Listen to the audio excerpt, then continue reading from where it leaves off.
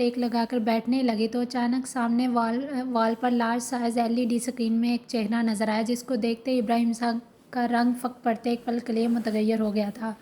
ولید بھی ششدر سا بیٹھا ٹی وی اسکرین کو ہی گھورے جا رہا تھا۔ تب تک ابراہیم صاحب نے سامنے موجود ٹیبل پر رکھا ریموٹ اٹھا کر ٹی وی کا والیوم بڑھا دیا، جس سے آفس نما کمرے کی ساکت فضا میں اینکر کی آواز ایک شور کی صورت میں گونجتی سنائی دینے لگی۔ یہ دیکھیں ناظرین، یہ ہے حقیقت نیوز چینل کے چیف ایگزیکٹو شاہ زیب۔ انکوائری کے دوران ان کے خلاف اب مزید اور ثبوت مل رہے ہیں۔ فیمیل اینکر تیز و تند لہجہ اپناتے بولے چلی جا رہی تھی۔ اس دن کے المناک حادثے میں ایک ہی گھر کے 8 افراد کی موت پر کمشنر لاہور نے پولیس کی ایک انکوائری کمیٹی بنا دی، جس کی رپورٹ سے اب یہ واضح طور پر ثابت ہو رہا ہے اس نجی ہاؤسنگ سوسائٹی میں تقریباً 60% سے زائد کے شیئر شاہ زیب صاحب کی ملکیت میں ہیں۔ نام سنتے ہی ابراہیم صاحب اور ولید کے ذہنوں میں یکبستہ ایک جماکہ ہوا۔ یہ اس آدمی کو تو میں نے پہلے دیکھا ہوا۔ ابراہیم صاحب کا طرز تخاطب خود کلامی سے مشابہت رکھ رہا تھا۔ اوہ ہاں، یاد آیا، یہی آدمی کچھ مہینے پہلے ایک کام کے سلسلے میں ہمارے آفس میں آیا تھا۔ ابراہیم صاحب کے ذہن کے پردے پر فوراً سے اس ملاقات کا عکس واضح طور لہرا گیا۔ انکل آر یو شیور یہ آدمی وہی ہے اور آپ اسے جانتے بھی ہیں؟ ولید حیرت بھری نگاہوں سے ابراہیم صاحب کے چہرے کو دیکھ رہا تھا، کیونکہ آج کڑی سے کڑی واضح طور پر ملتی محسوس ہو رہی تھی۔ بالکل بیٹے، I am 100% sure about that. یہ اسی ہاؤسنگ سوسائٹی کے سلسلے میں ہی میرے پاس آیا تھا۔ ابراہیم صاحب نے ولید کو اپنی اور شاہ زیب صاحب کی ملاقات کی ساری روایت چند ہی لفظوں میں سنا ڈالی۔ ٹی وی اسکرین پر بریکنگ نیوز کے الفاظ کے ساتھ ساتھ اب بار بار شاہ زیب صاحب کی کچھ تصویریں بھی چل رہی تھیں۔ آپ کو بتاتے چلے ناظرین، کچھ دن پہلے ہی وہ المناک حادثہ پیش آیا تھا جس نے 8 افراد کو ایک ہی جھٹکے میں موت کے گھاٹ اتار دیا۔ ابتدائی اطلاعات کے مطابق پولیس اور میڈیا نے اپنا اپنا کردار بخوبی ادا کیا۔ اب فیمیل اینکر کی بجائے ٹیبل کی دوسری جانب بیٹھا میل اینکر پرسن بولنا شروع ہو گیا۔ ہم نے اس سوسائٹی کے تمام مالکان سے رابطے کیے، سب نے ضمانت قبل از گرفتاری کروا رکھی ہے، جس کا صاف مطلب ہے دال میں کچھ نہ کچھ تو کالا ضرور ہے۔ اب پتہ یہ لگانا ہے دال میں کچھ نہ کچھ کالا ہے یا پھر ساری کی ساری دال ہی کالی ہے۔ ناظرین، تمام لوگ اس آنے پر حیرت کے سمندر میں ڈوبے ہوئے ہیں کہ چند مہینے پہلا بنایا گیا گھر موسم کی معمولی سی تبدیلی کے باعث ایک ہی جھٹکے میں کیسے زمین بوس ہو سکتا ہے۔ اینکر اپنی ساری قوت لگا کر اس مسئلے کو اٹھا رہا تھا۔ وہ اپنے ساتھ جڑے رپورٹرز اور اسٹوڈیوز میں موجود تمام مہمانوں سے فرداً فرداً اس واقعے کی تفصیلات پوچھ رہا تھا۔ برے کام کا نتیجہ ہمیشہ برا ہی ہوتا ہے۔ آج اس کی زندہ مثال ہمارے سامنے۔ ہم نے اسے یہ غلط کام کرنے سے منع کیا تو اس آدمی نے کسی اور کو پیسے کھلوا کر یہ کام کروا لیا، جس کی وجہ سے آج 8 لوگ بے موت مارے گئے۔ ابراہیم صاحب نے تعصب بھرے انداز میں نفی میں سر ہلا دیا اور پھر اسکرین کی طرف دیکھتے ہوئے سنجیدگی سے بھرپور لہجے میں گویا ہونے لگے۔ ابراہیم صاحب دل ہی دل میں خدا کا شکر ادا کر رہے تھے کہ اس دن پیسے کے لالچ میں نہ آ کر انہوں نے کتنا اچھا کام کیا، ورنہ آج اس سارے معاملے میں ان کی کمپنی کا نام تو خراب ہوتا ہی ساتھ میں 8 لوگوں کی موت کے ذمہ داران میں سے ایک وہ خود بھی ہوتے۔ میں تو خود اس کے اوپر کیس کرنے لگا تھا، مگر اللہ تعالیٰ نے میرے کچھ کرنے سے پہلے اس کا احتساب بہت اچھے سے چکتا کر دیا ہے۔ بے شک اللہ تعالیٰ بہترین تدبر پر مبنی حکمت والا، سب کچھ جاننے والا ہے۔ ہر ایک کو اپنے کیے گناہ کی سزا تو ہر صورت ملنی ہی ملنی ہے، پھر چاہے وہ دیر ہو یا بدیر، کیونکہ معافی صرف ان گناہوں کی ملتی ہے جن سے سچی توبہ کر لی جائے۔ ولید نے جان بوجھ کر ابراہیم صاحب کے سامنے اس ویڈیو کے لیک ہونے کا تذکرہ نہ کیا، ورنہ وہ ساری عمر اسی بات کو لے کر اندر ہی اندر گھٹتے رہتے کہ آج ان کی وجہ سے ان کی بیٹی کو یہ سب پریشان کن صورتحال سے گزرنا پڑ رہا ہے، کیونکہ شاہ زیب صاحب نے اپنی اس بے عزتی کا بدلہ لینے کے لیے ہی اس ذہنی کی اس ویڈیو کو اپنے نیوز چینل کی زینت بنا دیا تھا۔ لیکن وہ دل ہی دل میں یہ سب سوچتے ہوئے اس کے عبرتناک انجام پر خوش ضرور ہوا، کیونکہ کل ہی اس کی ملاقات انس سے ہوئی جس میں ان دونوں نے مل کر زینی کی بے گناہی ثابت کرنے کے لیے اس پر باقاعدہ کیس کرنے کا فیصلہ کیا تھا۔ ولید اسے اس کے کیے کی سزا دلوانا چاہتا تھا، مگر آج اللہ تعالیٰ نے ٹائیگر کے ذریعے ہی زینب کے نام کو سامنے لائے بغیر ہی اسے اس گناہ کی پاداش میں بھیانک ترین انجام کی طرف موڑ دیا تھا۔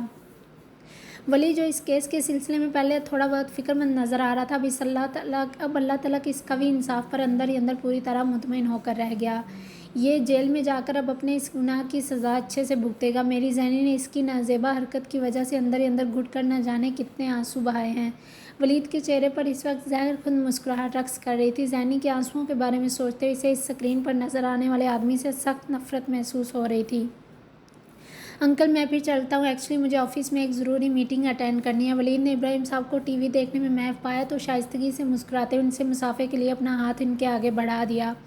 وہ جلد بازی میں ابراہیم صاحب کے آفس سے باہر آتے ہی لفٹ کے ذریعے نچلے فلور پر آیا، پھر لمبے لمبے ڈگ بھرتے اپنے قدم کمپنی کے بیرونی گیٹ کی طرف بڑھا دیے، کیونکہ اس نے انس کو آج اس کیس کے بارے میں سارے کاغذات پولیس تھانے میں جمع کروانے کا کہا تھا۔ اب یہ خبر سننے کے بعد اس نے انس کو اس کیس پر مزید کوئی کارروائی کرنے سے منع کرنا تھا، مگر انس کا فون سرے سے پاور آف جا رہا تھا، اس لیے اس نے ازحد گھبراہٹ کا شکار ہوتے ہوئے اپنے آفس کی بجائے اپنی کار کا رخ سیدھا انس کے آفس کی جانب موڑ دیا۔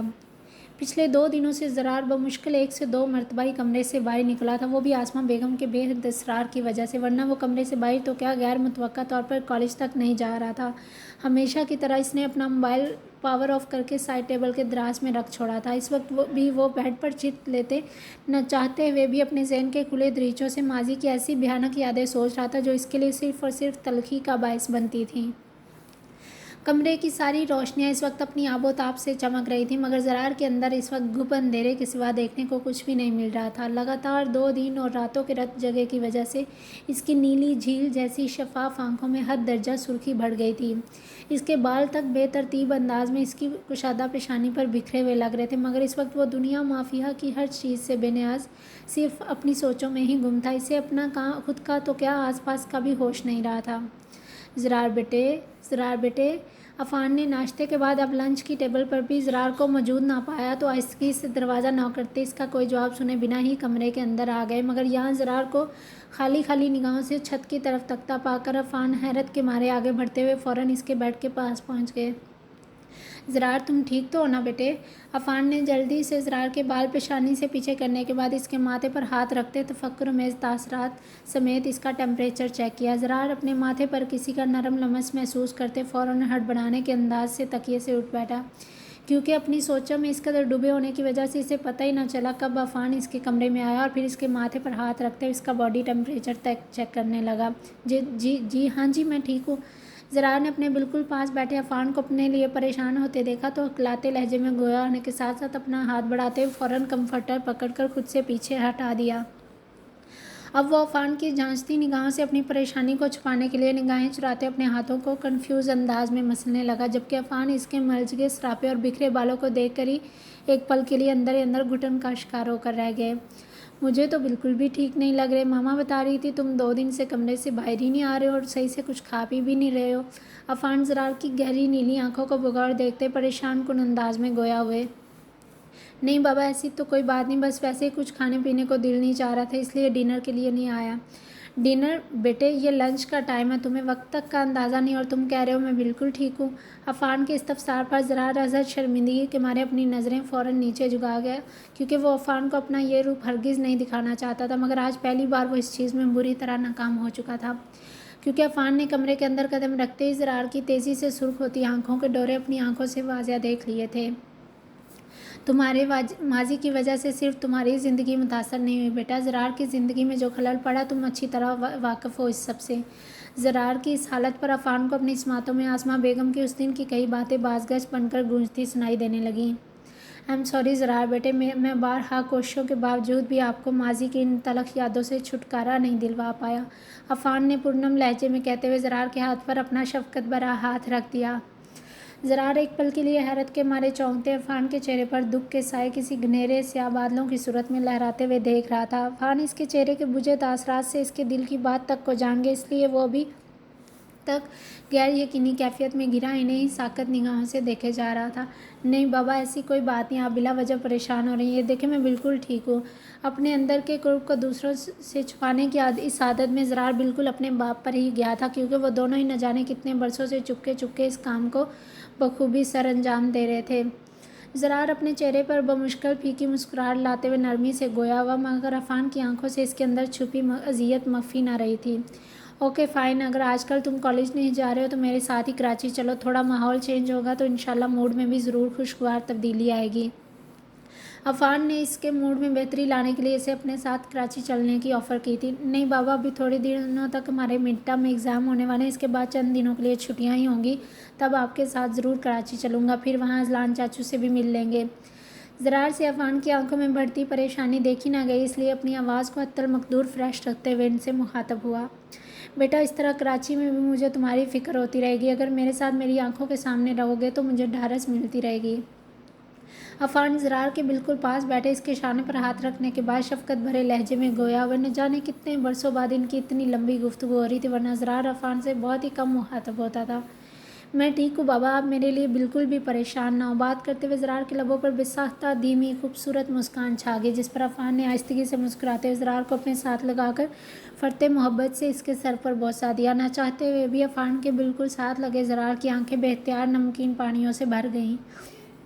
ٹھیک ہے بیٹا، جیسے تمہیں ٹھیک لگے۔ اچھا چلو جلدی سے فریش ہو جاؤ، پھر اکٹھے ہی کھانا کھانا چلتے ہیں۔ آپ کے اذلان چاچو کا بھی فون آیا تھا، وہ کہہ رہے تھے آپ کا فون پاور آف جا رہا ہے، سب ٹھیک تو ہے نا؟ اور باقی سب گھر والے بھی بار بار آپ کے بارے میں پوچھ رہے ہیں۔ عفان اب بیڈ پر پاؤں نیچے لٹکائے آرام دہ انداز میں بیٹھ گیا اور پھر لمحے بھر کے توقف کے بعد دھیرے سے مسکراتے ہوئے زرار کو سب کی پرخلوص محبت کے بارے میں آگاہ کرنا ضروری سمجھا۔ جی بابا، اب چلیے میں ابھی تھوڑی دیر میں فریش ہو کر نیچے آتا ہوں۔ عفان کے کہنے پر زرار نے جلدی سے اپنے پاؤں بیڈ سے نیچے اتارے اور پھر ان میں سلیپرز ارسنے کے بعد ڈریسنگ روم میں اپنے کپڑے لینے چلا گیا۔ انکل میں بھی آ رہا ہوں آپ کے ساتھ۔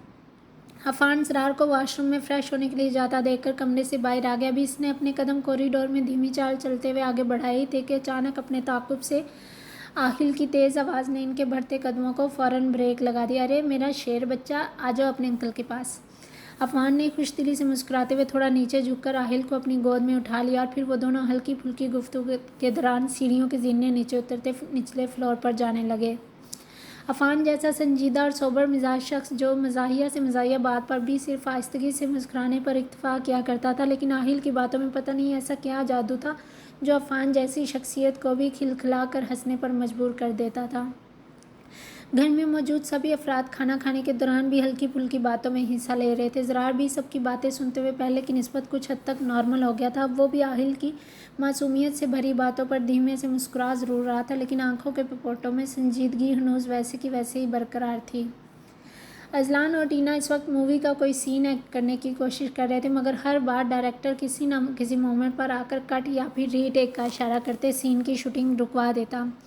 اذلان کے چہرے پر اس وقت واضح بیزاری کی جھلک نمایاں ہو رہی تھی، لیکن پھر وہ بہت جلد خود کے اعصاب پر قابو پاتے ہوئے ڈائریکٹر کے اشارہ کرنے پر سین کو پھر سے ایکٹ کرنے لگتا۔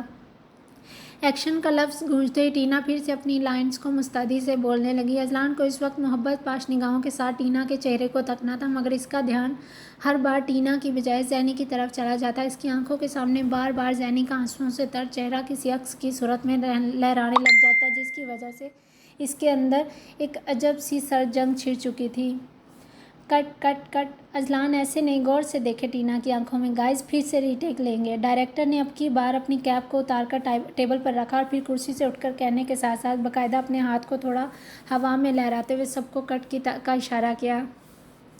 اس بار کی کوشش کو بھی رائیگاں جاتے دیکھ کر اذلان نے اپنی آنکھوں کو ایک پل کے لیے سختی سے بھینچا اور پھر گہرا سانس بھرتے ہوئے تھوڑے دور فاصلے پر موجود اپنی مخصوص آرام دہ چیئر پر بیٹھ گیا۔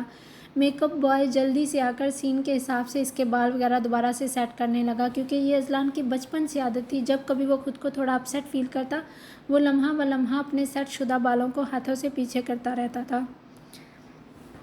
ٹینا بھی اپنے سامنے رکھے آئینے میں بغور دیکھتے ہوئے میک اپ آرٹسٹ سے اپنی لپسٹک کا شیڈ مزید گہرا لگوا رہی تھی۔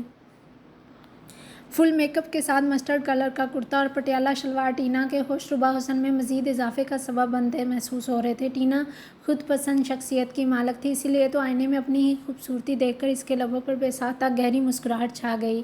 Ready everyone? Okay guys, let's retake scene number 5۔ Director نے 2 تالیاں بجا کر سب کو اپنی طرف متوجہ کیا، جس پر سبھی تیز تیز قدموں سے چلتے ہوئے اپنی اپنی مخصوص جگہ پر جا کر سیٹل ہونے لگے۔ تھمز اپ! سب کو تیار دیکھ کر ڈائریکٹر نے تھمز اپ کا سائن شو کیا اور سین پھر سے سٹارٹ ہو گیا۔ ایکٹریس ٹینا بھرپور اداکاری کا مظاہرہ کرتے ہوئے اپنی مقررہ لائن اذلان کے چہرے کو ٹکٹکی باندھ کر دیکھتے ہوئے بول رہی تھی، مگر اذلان کے چہرے کے اسپاٹ تاثرات جوں کے توں برقرار رہے تھے۔ جو جذبات ڈائریکٹر کی فلم کی ڈیمانڈ تھے، لاکھ بار چاہنے کے باوجود بھی اذلان کے چہرے پر اس وقت وہ احساسات ہرگز نہیں آ رہے تھے۔ اذلان کے اب تک کے فلمی کیریئر میں زندگی میں پہلی دفعہ اسے اس قسم کی صورتحال کا سامنا کرنا پڑ رہا تھا۔ فائٹنگ سین میں تو اسے کبھی بھی ری ٹیک کی ضرورت نہیں محسوس ہوئی تھی، لیکن کسی دوسرے عام سین میں اگر ایک آدھ بار کوئی پرابلم آڑے آتی بھی تو وہ دوسری باری میں اپنا سین لازمی اچھے سے کر لیا کرتا تھا۔ کٹ گائز، میرے خیال سے آج اذلان کی طبیعت کچھ ٹھیک نہیں، کل اسی سین کو یہیں سے کنٹینیو کریں گے، آج کے لیے پیک اپ کر لیتے ہیں۔ ڈائریکٹر نے کٹ کے ساتھ ساتھ اذلان کے پسماندہ چہرے کی طرف ایک نظر دیکھنے کے بعد آج کے سارے شوٹنگ سینز کو کل تک کے لیے ملتوی کر دیا۔ صحیح کہہ رہے ہیں آپ. ایم سوری گائز، آج میری طبیعت واقعی میں کچھ ٹھیک نہیں لگ رہی، اس لیے کوئی بھی سین ٹھیک سے نہیں ہو پا رہا. اذلان خود بھی اپنی ذہنی کشمکش سے تنگ آ چکا تھا، اس لیے ڈائریکٹر کے کہتے اس بات میں سر ہلانے کے بعد معذرت کے ساتھ فوراً آج کی تمام شوٹنگ کینسل کر دی. It's okay Azlan, I can understand, I think you should rest completely today. Director نے خوش دلی سے مسکراتے ہوئے اس کے شانوں پر نرمی سے ہاتھ رکھا، کیونکہ وہ اذلان کے ٹیلنٹ کو اچھے سے جانتا تھا. وہ شروع دن سے ہی اپنے ہر سین کو لے کر کافی سنجیدہ ہوتا تھا. وہ اذلان کے بنا کچھ کہے اس کے اندر کی کیفیت سے کچھ حد تک آگاہ ہو چکا تھا. وہ اچھی طرح جان گیا تھا اگر آج اذلان شاہ سے یہ سین نہیں ہو پا رہا تو ضرور اس کے پیچھے کوئی نہ کوئی ٹھوس وجہ ہوگی. اسی لیے ڈائریکٹر نے اس کی بے چینی کو بھانپتے ہوئے آج کی شوٹنگ یہیں ختم کرنے کا کہہ کر سارے کیمرے بند کروا دیے. تھینکس یار. اذلان نے بمشکل مصنوعی دھیمی مسکراہٹ چہرے پر سجائے ڈائریکٹر سے مصافحہ کیا اور پھر سے زینی کے بارے میں سوچتے ہوئے تقریباً بے جان قدموں سے چل کر شوٹنگ سیٹ سے باہر نکل آیا. وہ اسے اس کی بے رخی اور تمام تر نظر اندازیوں سمیت سرے سے ہی بھول جانا چاہتا تھا، مگر اس کے دل میں اگتا محبت کا نیا بیج اس دشمن جاں کی سوچوں سے ایک پل کے لیے بھی غفلت نہیں برتنے دے رہا تھا. ابھی وہ آگے بڑھ ہی رہا تھا کہ اسے اپنے تعاقب سے زمان کی آواز سنائی دی. تیز بھاگنے کی وجہ سے اس کا تنفس کچھ حد تک پھول چکا تھا، اس لیے اس کی آواز پہلے کی نسبت تھوڑی بھاری لگ رہی تھی. اذلان سر، میں آپ کو گھر ڈراپ کر دیتا ہوں، باقی کا کام واپس آ کر لوں گا. زمان اپنے آفس میں بیٹھا کسی فائل پر کام کرنے میں مصروف نظر آ رہا تھا. تبھی اچانک ایک اسپاٹ بوائے نے اسے چائے کا کپ پکڑاتے ہوئے آج کی ساری شوٹنگ کینسل ہونے کی وجہ اذلان کی طبیعت کا خراب ہونا بتایا. تو وہ بنا سوچے سمجھے چائے کا کپ وہیں چھوڑ کر بھاگتے ہوئے فوراً اذلان کے پیچھے آ گیا. نہیں زمان، تم اپنا کام ختم کر لو، میں خود ڈرائیو کر لوں گا. اذلان نے اس کے ہاتھ سے اپنی کار کی چابی لے لی، کیونکہ وہ زینی کے بارے میں سوچتے سوچتے کار کی چابی لیے بنا ہی یہاں تک آ گیا تھا. اس کے حواس اس وقت پوری طرح کام نہیں کر پا رہے تھے، اسی لیے تو زمان کے ہاتھ میں کار کی چابی دیکھنے کے بعد ہی اسے اندازہ ہوا کہ وہ کار کی چابی لیے بنا ہی یہاں تک آ گیا ہے. لیکن سر، آپ کی طبیعت؟ زمان ازحد فکر مند تاثرات چہرے پر سجائے ہچکچانے کے انداز میں گویا ہوا. پچھلے 2 دنوں سے ہی اذلان کی طبیعت میں ایک عجب سی بے چینی نمایاں ہو رہی تھی. کچھ دنوں سے مووی کے فائٹنگ سینز کی شوٹنگ چل رہی تھی، اس لیے اس کے موڈ کا خاطر خواہ کسی کو پتہ نہ چلا، مگر آج کچھ ایموشنل ٹائپ سینز تھے جو اذلان سے کسی صورت میں نہیں ہو پا رہے تھے. اذلان کے سیٹ پر آتے ہی ٹینا کو اچھے سے اندازہ ہو چکا تھا کہ وہ آج فریش موڈ میں نہیں ہے، کیونکہ آج صبح وہ اذلان کے آس پاس رہنے کے لیے کوئی نہ کوئی بہانہ گھڑتی بار بار اس سے فضول قسم کے سوال کر رہی تھی، جس پر اذلان نے اسے تندی کا مظاہرہ کرتے ہوئے بری طرح جھڑک کر رکھ دیا.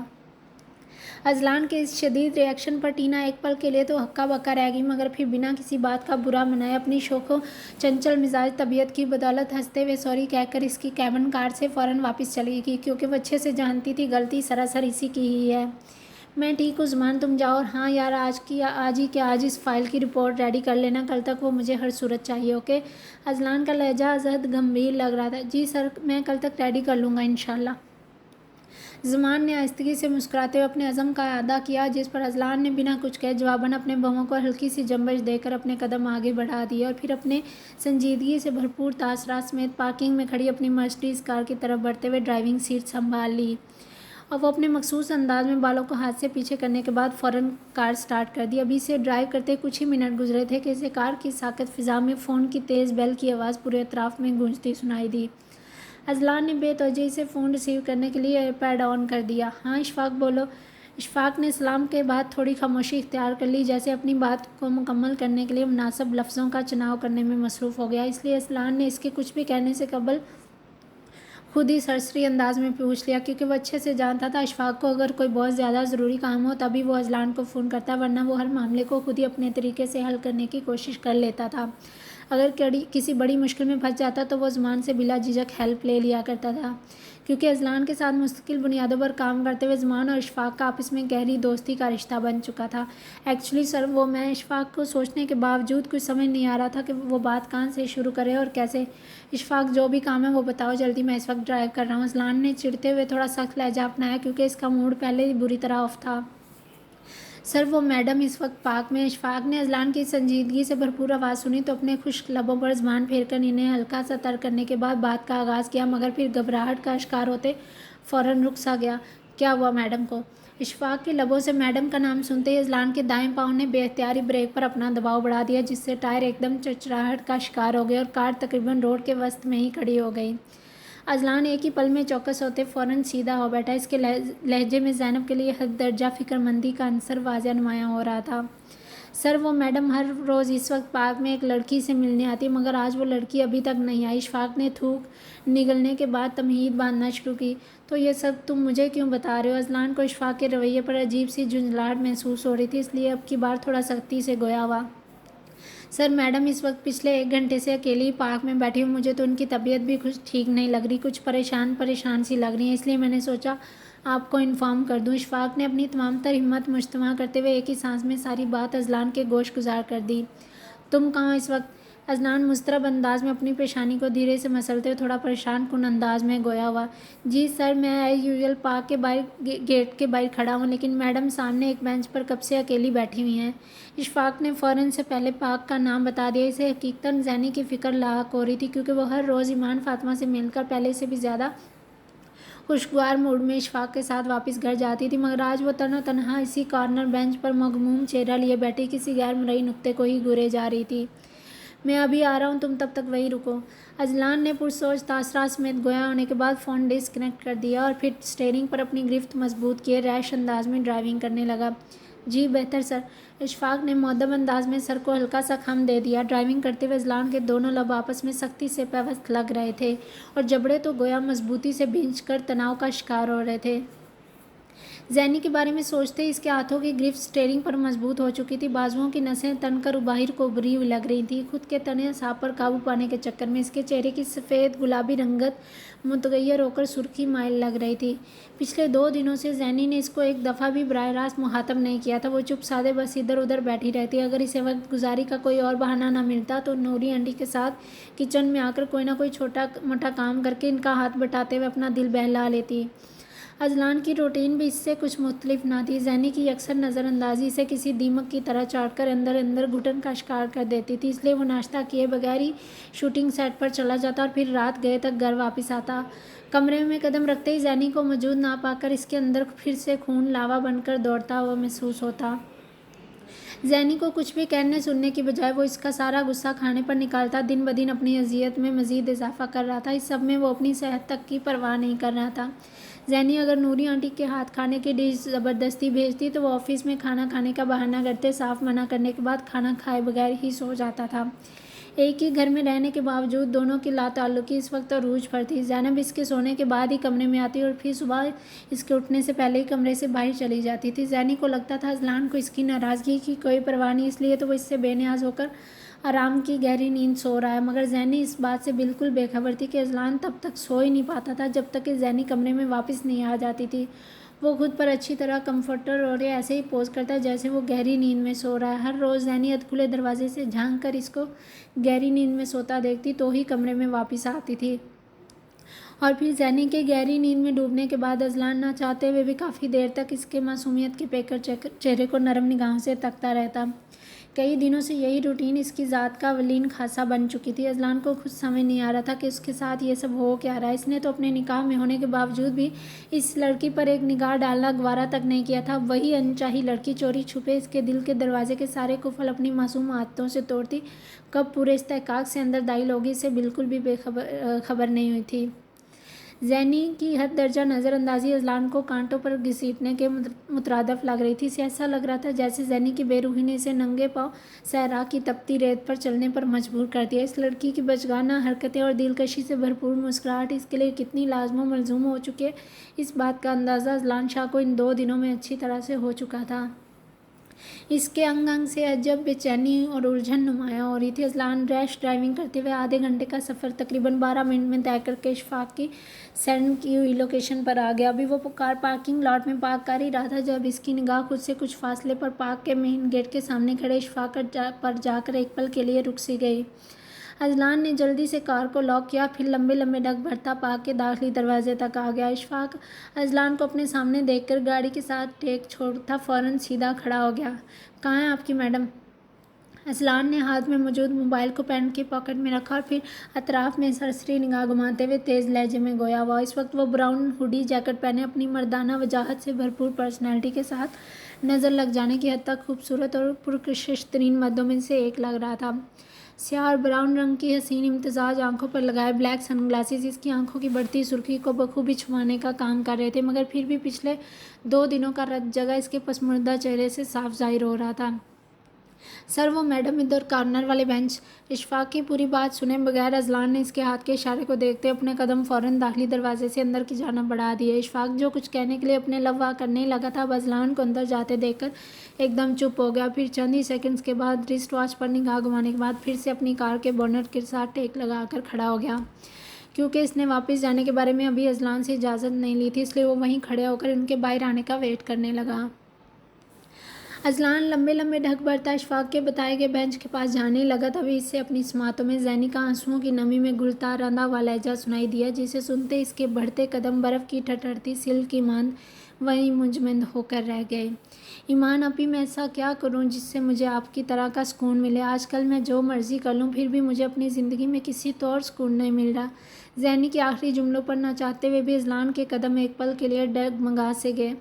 آپی، اس سے زیادہ تو میں پہلے اپنی زندگی میں پرسکون اور مطمئن تھی، مگر اس کی اگلی بات سن کر اس میں وہاں کھڑے رہنے کی بھی سکت نہ رہی، تو وہ اپنے بوجھل قدموں کے ساتھ دھیمی شکستہ چال چلتے ہوئے واپس چلا گیا۔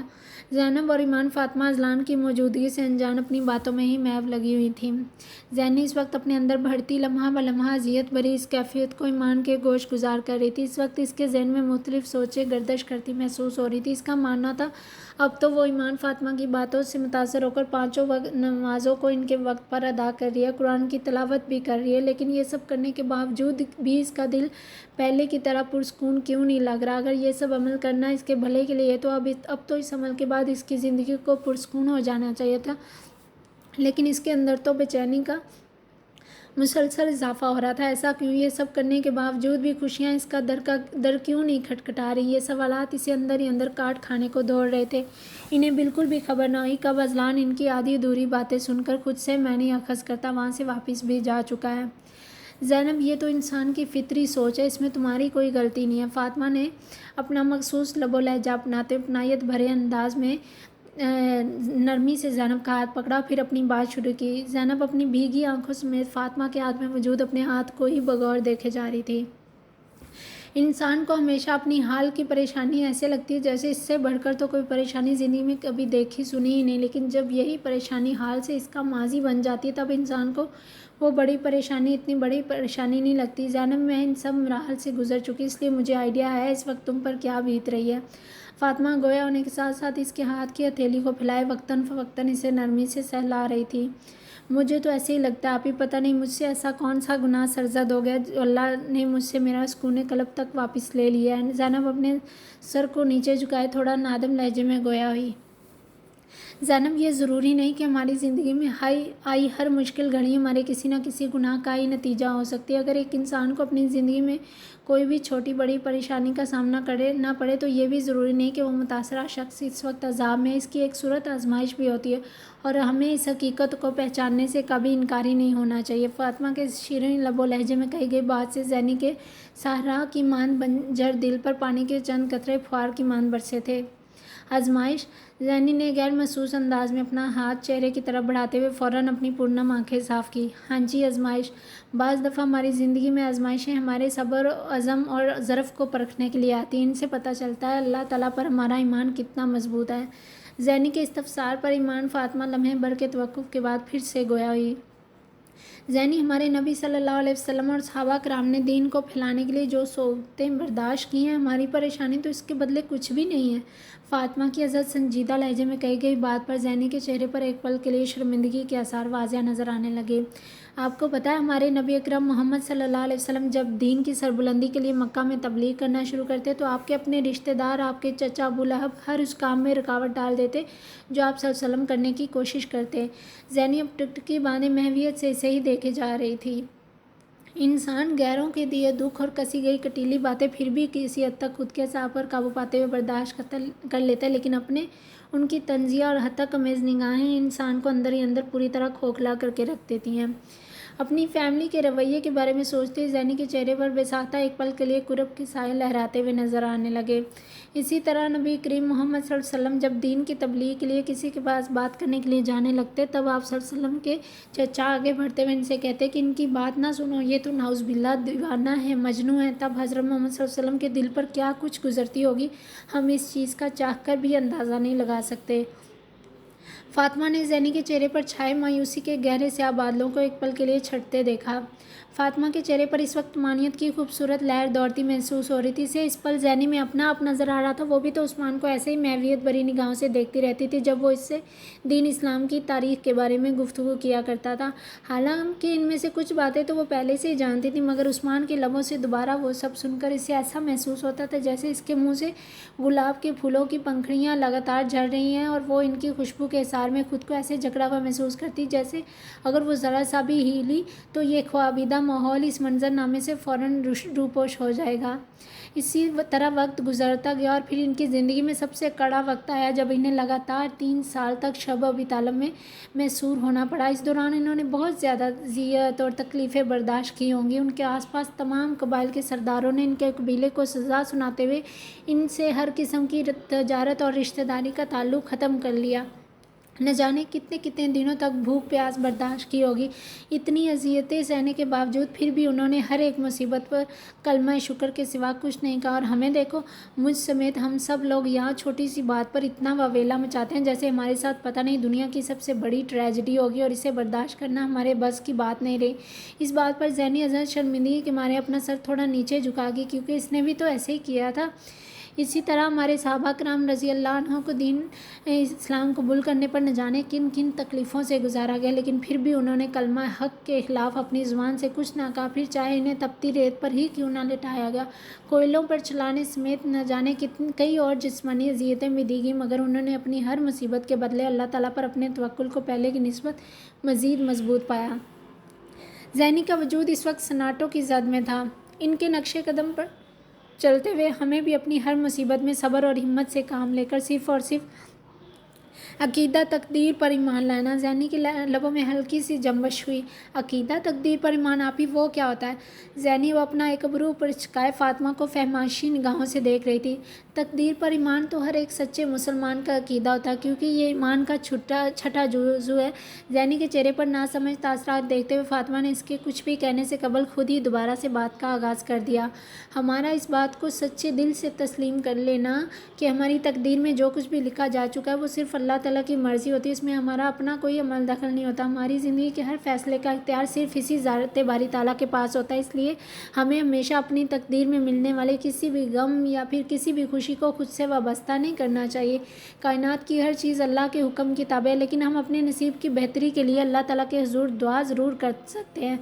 ज़ैनी अल्लाह ताला तो गनी है, वो हमें बिना मांगे भी अता करते हैं, यकीनन और भी बहुत कुछ देना चाहते हैं। ये तो हम ही बदनसीब लोग हैं जिन्हें उनसे मांगने का सलीका नहीं आता। फातिमा ने अब की बार ज़ैनी की आंखों में एक अजीब सी चमक महसूस की थी। ज़ैनी, तुम इधर उधर की बजाय नमाज और कुरान में अपना सुकून ढूंढने की कोशिश करो, क्योंकि कुरान पाक में इरशाद बारी ताला है, अला बिज़िक्रिल्लाहि तत्मइन्नुल कुलूब। याद रखो कि अल्लाह ताला के ज़िक्र से ही दिलों को इत्मीनान नसीब होता है। आप ही मैं जब भी नमाज़ पढ़ने लगती हूँ तभी मेरे जहन में अपनी ज़िंदगी में होने वाले वाक़यात घूमने लगते हैं। इसी वजह से मेरा ध्यान बार बार नमाज से भटक जाता है। इस वक्त ज़ैनी के चेहरे के तासरात में बेबसी वाज़ेह तौर नज़र आ रही थी। ज़ैनी, ये सब शैतान के बहकावे होते हैं ताकि हम अपने अल्लाह से रूबरू बात ना कर सकें। इसीलिए वो ऐसे ओछे हटकंदे इस्तेमाल करते हुए हमारे ज़हनों को अपने काबू में करने के बाद दिल में अजीब किस्म के वसवसे डाल देता है, जिससे हमारी तवज्जो नमाज से हटकर इन्हीं सोचों के इर्द गिर्द गर्दिश करती महसूस होती है। फातिमा ने अब ज़ैनी के चेहरे पर कतई आसियत देखी तो आहिस्तगी से मुस्कुराते हुए इसे रसान से समझाने लगी। ईमान आपी, मैं इन सोचों पर कैसे काबू पाऊँ, मुझे तो खुद कुछ समझ नहीं आ रहा। ज़ैनी ने मुंह बसोरने के अंदाज से कहा, जिस पर फातिमा जैसी संजीदा मिजाज लड़की भी इसके तासरात को देखते हुए बेसाख्ता मुस्कुराए बिना न रह सकी। शैतान के बहकावे को मात देकर हम इस चीज़ पर काबू पा सकते हैं। इसलिए जब भी आप नमाज़ पढ़ने लगो तब यही चीज़ हमेशा जहन में रखो कि अल्लाह ताला मुझे हर वक्त देख रहे हैं। अभी भी वो ज़ाते बारी ताला मेरी नमाज को तवज्जो से देख और सुन रही है। ज़ैनी को भी ये बात बहुत मुनासिब लगी, इसलिए गैर महसूस अंदाज में अपने सर को हल्का सा खम देकर इस बात में हिला दिया। इस सोच को दिल में रखने से काफ़ी हद तक शैतान के वसवसों को कंट्रोल किया जा सकता है। इसका दूसरा तरीका ये भी है, जब आप नमाज़ पढ़ने लगो तब तक हमेशा नमाज के तर्जमे को जहन में रख कर पढ़ो। फिर जो लाइन आप पढ़ रहे होंगे एंड इसी वक्त इस चीज़ का तर्जमा आपके जहन में आ जाएगा। आप इसको सोचने में ही महव रहेंगे। इस तरह आपका ध्यान नमाज से जुदा होकर किसी और तरफ नहीं भटकेगा। زینی بنا پلکے جھپکائے پوری دلچسپی سے فاطمہ کی ساری باتیں سن رہی تھی۔ زینی حضرت ابو ہریرہ سے روایت ہے کہ رسول اللہ صلی اللہ علیہ وسلم نے فرمایا، اللہ تعالیٰ نے میری امت سے دل کے برے خیالات اور وسوسوں کو معاف کر دیا ہے، تب تک ان پر کوئی مواخذہ نہیں ہوگا جب تک کہ ان پر عمل نہ ہو اور زبان سے کہا نہ جائے۔ فاطمہ کی ان حلاوت امیز باتوں کے نتیجے میں زینی اب خود کو پہلے کی نسبت تھوڑا فریش محسوس کر رہی تھی۔ زینی کے چہرے کی طمانینت دیکھ کر فاطمہ کو اندر ہی اندر یک گنا سکون کا احساس ہوا تھا۔ زینی کے فون پر پہلے تو فاطمہ آمنہ بیگم کی طبیعت کا سوچ کر اسے آج پاک میں آنے سے معذرت کرنے لگی۔ بات کرنے کے دوران ہی فاطمہ کو زینی کی آواز کچھ رندی ہوئی محسوس ہوئی، اس لیے پرسوچ انداز اپناتے ہوئے فوراً پاک میں آنے کی حامی بھر دی اور پھر کچھ ہی منٹوں کے بعد وہ پاک آ بھی گئی تھی۔ اسے یہ بالکل بھی اندازہ نہیں تھا زینی اس کے آنے سے پہلے گھنٹہ بھر سے زیادہ کا وقت اداس چہرہ لے کر یہیں اسی بینچ پر سب سے لاتعلق ہو کر اکیلی بیٹھی رہی ہے۔ یہ تو آپ نے بالکل صحیح کہا آپی، شکر ہے میرے دل سے آج بہت بڑا بوجھ ہٹ گیا۔ زینی کے چہرے پر ہلکی سی خوشی کی رمق ابھری، مگر اگلے ہی پل ایمان کی بات سنتے پھر سے معدومیت کا شکار ہوگی۔ اور ویسے بھی زینی، ہم ادھر ادھر کی پریشانیوں کے بارے میں سوچتے کیوں ہیں؟ ہمیں تو اس وقت پوری طرح اللہ تعالیٰ کی طرف متوجہ ہونا چاہیے، کیونکہ ہم پوری نماز میں ماں سوائے ثنا اور حمدللہ کے باقی جو کچھ بھی پڑھتے ہیں وہ صرف اپنا اللہ تعالیٰ سے دعائیں تو مانگ رہے ہوتے ہیں۔ اس لیے جب بھی اللہ تعالیٰ سے کچھ مانگا جائے تو پورے خلوص اور توجہ سے مانگنا چاہیے، تاکہ اللہ تعالیٰ کو ہمارا یہ عاجزانہ انداز بیاں پسند آ جائے اور وہ ہمیں اپنی رحمت کے سائے تلے لے آئے۔ آپی، میں آج کل اللہ تعالیٰ سے کوئی بھی دعا مانگ نہیں پاتی، کیونکہ مجھے ایسے لگتا ہے اگر میں نے اپنے لیے کوئی خوشی کی دعا مانگی لیکن وہی دعا کسی دوسرے کے لیے غم کا باعث ہوئی تو میں کیا کروں گی؟ اس لیے میں نماز کے بعد چپ چاپ کچھ دیر کے لیے وہیں بیٹھی رہتی ہوں، پھر اٹھ جاتی ہوں۔ لاکھ بار چاہنے کے باوجود بھی میری زبان سے کوئی ایک بھی دعا جاری نہیں ہوتی۔ زینی معنی خیز لہجہ اپناتے اپنے دل کی ہر بات فاطمہ سے شیئر کر رہی تھی، کیونکہ زینی کا وجود کا ایک ایک پور اذلان اور اس کی محبت کا طلبگار تھا۔ پہلے وہ اپنی ہر ایک دعا میں اذلان کا ہمہ وقت ساتھ چاہتی تھی، مگر اس سب میں اذلان کی کوئی خوشی شامل نہیں تھی۔ اس لیے وہ دیوانی اب سرے سے دعا ہی نہیں مانگتی تھی، کیونکہ اس سے اپنی خوشی سے بڑھ کر اذلان کی خوشی زیادہ عزیز تھی۔ اس لیے تو وہ آج کل پہلے سے بھی زیادہ بکھری اور شکستہ حالت میں نظر آ رہی تھی۔ ایسا نہیں کرتے زینی، دعا نہ مانگنے کی بات تو ناشکری کے زمرے میں آتی ہے۔ حدیث مبارکہ میں دعا ہوا مخ العبادت، ترجمہ دعا عبادت کا مغز ہے۔ مثال کے طور پر جیسے دماغ مغز کے بغیر بالکل کام نہیں کر سکتا، اسی طرح ہماری ہر ایک عبادت کا مغز فقط دعا ہے۔ دعا کے بغیر عبادت کا تصور بھی نہیں کیا جا سکتا۔ ہمیں ہر وقت اور کچھ نہ صحیح تو اپنی دنیا آخرت کی بہتری اور اللہ تعالیٰ کی رضا کی دعا ہی مانگتے رہنا چاہیے، کیونکہ جو اللہ کی رضا میں راضی ہو جاتا ہے، اللہ اس کے تھوڑے سے عمل سے بھی راضی ہو جاتا ہے۔ آپ کو کیا لگتا ہے اللہ تعالیٰ کو ہماری عبادت کی طلب ہے؟ نہیں زینی، بالکل بھی نہیں۔ زینی نے کچھ بھی کہنے سے قبل فاطمہ نے خود ہی دائیں بائیں سر ہلا کر اس کی بات کی سرے سے ہی نفی کر دی۔ اللہ کی عبادت کے لیے تو لاتعداد فرشتے ہی کافی، اسے تو صرف ہماری سچی لگن سے کی گئی باتوں اور دعاؤں سے محبت ہے۔ وہ تو ہمارے دل میں چھپی ہر ایک سوچ تک سے واقفیت رکھتا ہے۔ قرآن پاک میں ارشاد باری تعالیٰ، جب میرا بندہ مجھے پکارتا ہے تو میں اس کی سنتا ہوں۔ اس لیے جتنا ہو سکے اللہ سے مانگنا چاہیے، کیونکہ کوئی اور رشتہ ہو نہ ہو، اللہ تعالیٰ کا ساتھ ضرور ہونا چاہیے، کیونکہ اس سے زیادہ ہمیں کوئی بھی اچھے سے نہیں جانتا۔ باقی سارے رشتے تو دائمی ہیں، ہر ایک نے ساتھ چھوڑ جانا ہے۔ ساتھ چھوڑنے کی بات پر فاطمہ کے سامنے عثمان کا مسکراتا چہرہ کسی بادل کی طرح لہرا کر فوراً واپس غائب ہو گیا۔ ضبط کے چکر میں بے اختیار اس کے گلے میں ایک چھوٹی سی گلٹی ابھر کر معدوم ہو گئی۔ یہ دنیا کی ہر چیز، یہاں کا ہر جذبہ فانی ہے۔ ہم کسی بھی مادی چیز یا پھر کسی انسان سے کتنی ہی شدت سے محبت کیوں نہ کر لیں، بالآخر اس جذبے کو بھی ایک دن فنا ہونا ہی پڑے گا۔ رہتی دنیا تک قائم رہے گی تو صرف اللہ تعالیٰ کی محبت، اور ویسے بھی ہر ایک سے زیادہ محبت کا حق صرف اللہ تعالیٰ کی ذات کو ہی حاصل ہے۔ فاطمہ کے پرتاثیر لہجے نے زینب کے جلتے دل کو برف کی مانند ٹھنڈا کر دیا تھا۔ اس کے شیریں لب و لہجے سے زینی کے دل میں ایک موہوم سی امید جاگ اٹھی۔ شاداب چہرے پر ایک خوبصورت سی چاشنی گھلی محسوس ہو رہی تھی، جس نے اس کے چہرے کی رونق میں مزید اضافہ کر دیا تھا۔ زینی اور فاطمہ آپس میں ہی گفتگو کرنے میں محو تھیں، تبھی اچانک انہیں اپنی سماعتوں میں اذان کی آواز سنائی دی، جس کا خاموشی سے جواب دینے کے بعد ہی وہ دونوں ہی یکایک اٹھ کھڑی ہوئیں، کیونکہ وہ دونوں ہی بخوبی جانتی تھی کہ نماز کو اس کے ٹائم پر ادا کرنے کا کتنا ثواب ہے۔ اس لیے ان دونوں نے ہی باتوں کو فوراً بریک لگائی اور پھر دھیمی چال چلتے ہوئے پارک کے داخلی دروازے تک آ گئیں۔ ایمان آپی، آئیے میں آپ کو گھر تک ڈراپ کر دیتی ہوں۔ کار کے نزدیک پہنچ کر زینی نے فاطمہ کو گھر تک چھوڑنے کی آفر کی۔ چلو ٹھیک ہے، چلتے ہیں۔ فاطمہ پہلے تو منع کرنے لگی، مگر پھر آمنہ بیگم کی طبیعت کا سوچ کر حامی بھر دی، کیونکہ وہ زینی کی فکر میں یہاں آ تو گئی تھی، مگر اب وہ جلد از جلد ان کے پاس پہنچنا چاہتی تھی۔ Thank you so much for ایوری تھنگ آپی۔ کار میں بیٹھتے ہی زینی فاطمہ کو تشکر آمیز نگاہوں سے دیکھنے کے بعد بے ساختہ मुस्कुराते हुए इसके गले लगी। फातिमा भी ज़ैनी के इस अपनायत भरे अंदाज पर धीरे से मुस्कुरा दी। तभी अचानक बैक व्यू मिरर से देखते इशफाक की निगाह ज़ैनी के चेहरे पर छाई और सुधा मुस्कुराहट पर गई तो वो अंदर ही अंदर अपनी मैडम की इस खुशी पर तमानियत से मुस्कुरा दिया। कुछ ही सेकंड्स के बाद इसके जहन में वो मंजर गर्दिश करता महसूस हुआ जब इसे अजलान अकेले ही पार्क के दाखिली दरवाजे से बाहर आता दिखाई दिया। मैडम तो ठीक है, लेकिन पता नहीं अजलान सर को अचानक क्या हो गया था। ज़ैनी को अजहद मुतमिन तासरात के साथ फातिमा से सरगोशिन अंदाज में कोई बात करते देखकर इशफाक के जहन के पर्दे पर अजलान का वो भोजल साफ शिकन लहजा गूंज उठा। आई एम सॉरी सर, वो मैं आपको फ़ोन करने ही वाला था कि मैडम की फ्रेंड आ चुकी हैं, तब तक आप भी पहुंचने ही वाले थे, इसलिए मैंने फ़ोन करके आपको डिस्टर्ब करना मुनासिब नहीं समझा। इशफाक ने अजलान को पार्क से फ़ौरन बाहर आते देखा तो अजहद नादम लहजे में गोया होने लगा। It's okay. लोगों का हजूम जमा होने के डर से अजलान ने अपनी हुडी कैप को मज़ीद नीचे करने के बाद मोबाइल की स्क्रीन को स्क्रॉल करते मसरूफ़ से अंदाज में जवाब दिया, सर अगर आप मैडम को अपने साथ ला रहे हैं तो मैं वापस चला जाऊँ। इशफाक ने अब की बार हिचकिचाने के अंदाज में अपना मदा बयान किया। नहीं, मैं जा रहा हूँ यहाँ से। जब वो पार्क से बाहर आएँ तो इन्हें अपने साथ ही घर वापस ले जाना।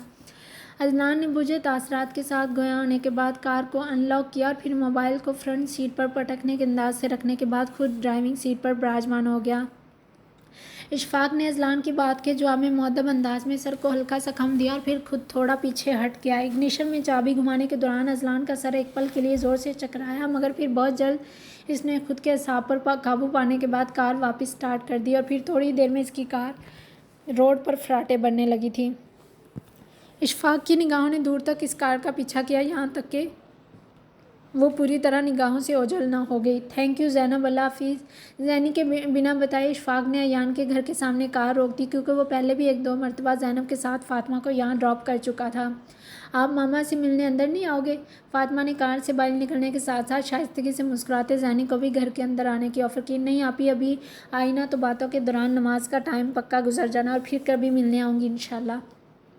ज़ैनी ने कहने के साथ साथ रिस्ट वॉच पर भी निगाह दौड़ाई, जिस पर फातिमा इस बात में सर हिलाकर आहिस्तगी से मुस्कुराते घर के अंदर चली गई। चलें भाई। ज़ैनी के कहने की देर थी कि इशफाक ने कार वापस स्टार्ट करते हुए फ़ौरन घर के रास्ते पर डाल दी। मैडम अजलान सर पार्क आए थे, क्या वो आपसे मिले? कार तेज़ स्पीड से चलती घर के रास्तों पर रवाना थी। तभी अचानक कुछ सोचते इशफाक ने बैक व्यू मिरर से ज़ैनी को एक नज़र देखने के बाद इस तफसारिया लहजे में पूछा, क्या पार्क में? अजलान कब आए पार्क में? ज़ैनी एक ही पल में हैरानगी की इंतहा पर पहुंच चुकी थी। जी मैडम, अजलान सर पार्क में आए थे आपसे मिलने, तब शायद आप अपनी दोस्त के साथ बातें कर रही थी, इसलिए फ़ौरन ही वापस आ गए। मुझे लगा आपसे मिलकर वापस आ गए होंगे, इसलिए आपसे पूछ रहा था।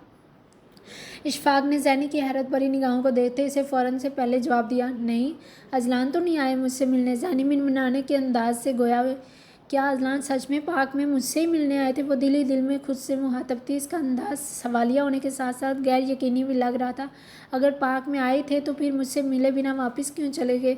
कहीं उन्होंने मेरी सारी बातें सुन तो नहीं ली? मेरी बातें सुनकर वो क्या सोचते होंगे मेरे बारे में? कितनी बड़ी अहमक हूँ जिसे दीन इस्लाम के बारे में बिल्कुल भी इंफॉर्मेशन नहीं है। ज़ैनी के दिल में एक साथ कई सवालात जन्म ले रहे थे। तभी अचानक कार की साकत फ़िज़ा में फ़ोन की गूंजती तेज़ बेल की आवाज़ ने ज़ैनी को सोचों से निकालकर फिर से हकीकत की दुनिया से आशनाई करवा दी। क्या एक्सीडेंट? ये क्या कह रहे हो ज़मान? इशफाक ने स्टीयरिंग घुमाते डैशबोर्ड पर रखा फ़ोन उठाकर देखा तो सामने स्क्रीन पर ज़मान कॉलिंग सब्ज़ रंग के साथ जगमगा रहा था। कार की स्पीड को थोड़ा स्लो करने के बाद इसने हाथ बढ़ाकर फ़ोन रिसीव करते इसे अपने कानों के साथ लगा दिया। फ़ोन के स्पीकर से गूंजती मुकाबल की घबराई आवाज़ ने बेसाख्ता इसके होश भक्त से उड़ा दिया। एक्सीडेंट? ज़ैनी ने भी यही लफ्ज़ ज़ेरे लब दोहराकर परेशान तासरात समेत इशफाक की सारी बात गौर से सुनना शुरू कर दी।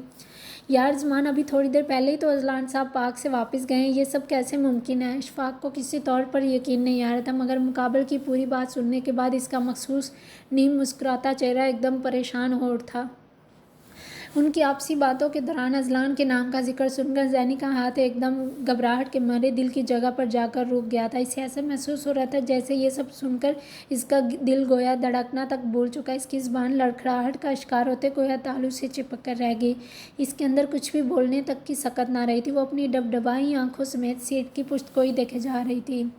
अच्छा ठीक है, मैं भी आता हूँ। अजलान सर को कौन से हॉस्पिटल में लेकर गए हैं? इशफाक परेशानी में जल्दी से कार का स्टीयरिंग घुमाकर वापस यू टर्न ले रहा था। मुकाबल के हॉस्पिटल का नाम बताने पर इशफाक ने फ़ोन वापस सीट पर फेंक दिया और फिर खुद तेज़ स्पीड से कार चलाने में मसरूफ़ हो गया। اذلان کا ایکسیڈنٹ، یہ کیا ہوا انہیں؟ اشفاق بھائی، اذلان ٹھیک تو ہے نا؟ اچانک کار میں اشفاق کو زینی کی استفساری آوازیں کسی گہری کھائی سے آتی محسوس ہوئی۔ زینی کا چہرہ آنسوؤں سے تر ہو کر تقریباً پوری طرح بھیگ چکا تھا۔ وہ اپنی تمام تر ہمت مجتمع کرتی پریشان تاثرات چہرے پر رقم کیے اذلان کے بارے میں پوچھ رہی تھی۔ اشفاق زینی کی آواز پر ایک دم چونک اٹھا۔ وہ اس ہڑبڑاہٹ میں کار میں بیٹھے زینی کے وجود کو یکسر بھول چکا تھا کہ وہ بھی اس کے ساتھ اسی کار میں ہی موجود ہے۔ ریلیکس میڈم، پلیز آپ پریشان نہ ہوں، ہم بس ابھی ہاسپٹل ہی جا رہے ہیں۔ اشفاق زینی کو سسکیوں سمیت روتا دیکھ کر آہستگی سے گویا ہوا۔ اس وقت وہ اذلان کی حالت کے متعلق زینی کو کچھ بھی نہ بتا سکا کیونکہ وہ اچھی طرح جانتا تھا زینی ابھی یہ سب کسی صورت برداشت نہیں کر پائے گی، اس لیے بس اتنا کہہ کر ریش ڈرائیونگ کرتے ہوئے اسی ہاسپٹل کی طرف لے جانے لگا جہاں اذلان اس وقت زندگی اور موت کی جنگ لڑنے میں مصروف تھا۔ اب وہ اس جنگ میں کامیابی حاصل کر پاتا ہے یا نہیں، یہ سب تو قسمت کے فیصلوں پر منحصر تھا۔ اذلان کے ایکسیڈنٹ کی تصدیقی خبر سنتے ہی زینی کا وجود کپکپاہٹ کا شکار ہوتا ہولے ہولے لرزنے لگا۔ ازد گھبراہٹ اور پریشانی کے مارے روتی ہوئی متورم آنکھوں سمیت اس کا پورا وجود پسینے سے شرابور ہونے لگا تھا۔ آج نہ جانے کتنے دنوں بعد اس دیوانی کی زبان سے دعائیہ کلمات جاری تو ہوئے، لیکن اپنے لیے نہیں، صرف اور صرف اذلان کے لیے۔